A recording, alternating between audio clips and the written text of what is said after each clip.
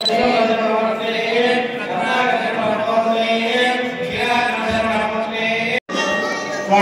ఎంత చెప్తే దాన్ని సగం అడుగుతున్నాను.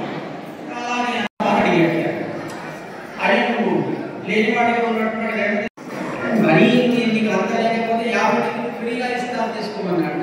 అయితే 2 ఇస్తా చదువుకున్నవాడు ఇవి మా రైతు కాస్త అంటే మనకు అప్పటిదాకా బంధువులు అత్తగారు ఎవరు గుర్తున్నారు. కానీ ఫ్రీగా వస్తుంది, అది నిష్ప్రయోజనం. మళ్ళీ మనం విడవడానికి మళ్ళీ అక్కడ మన దగ్గర రావడానికి ఉన్నంత వరకే దాని ప్రయోజనాన్ని కలిగిస్తున్నాం. అలాగే అమ్మలు కూడా రక్షణ చేయడం కోసం స్వామి కూడా అక్కడ ధారణ జరిపిస్తారు. శ్రద్ధగా మనం ఓం జితంతే దక్షిణతాయ దదరే దిహవ్యః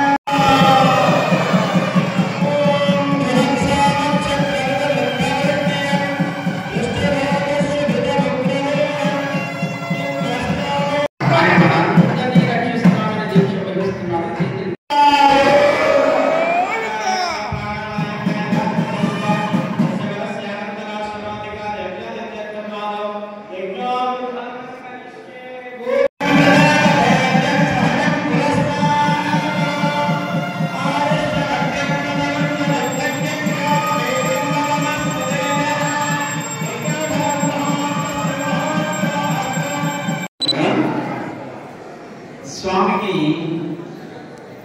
కన్యాలను వెతకడం కోసం 4 బ్రాహ్మణోత్తములని అంతటా వెతకమని పంపిస్తున్నారు. దీనికి కన్యావరణం అని పేరు. ఎప్పుడంటే మనకి ఆన్లైన్ అని మ్యారేజ్ ద్వారా మనం సెలెక్ట్ చేసుకుంటాం.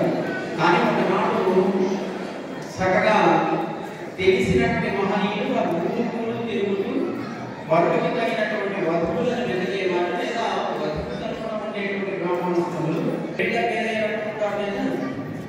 వాళ్ళు అలా స్వామికి కూడా తగినటువంటి వస్తువులు వెతకడానికి వెళ్తేనే మనకు వస్తే అన్నగారైనా నాన్నగారైనా ముత్తాతగారైనా కానీ అమ్మల తరపున ఉండేవాడు స్వామి దగ్గరికి వెళ్ళి వాడు ఆనందంగా సౌందర్యంగా సౌకుమార్యంతో కన్యావరణాన్ని ఆలోచించారు.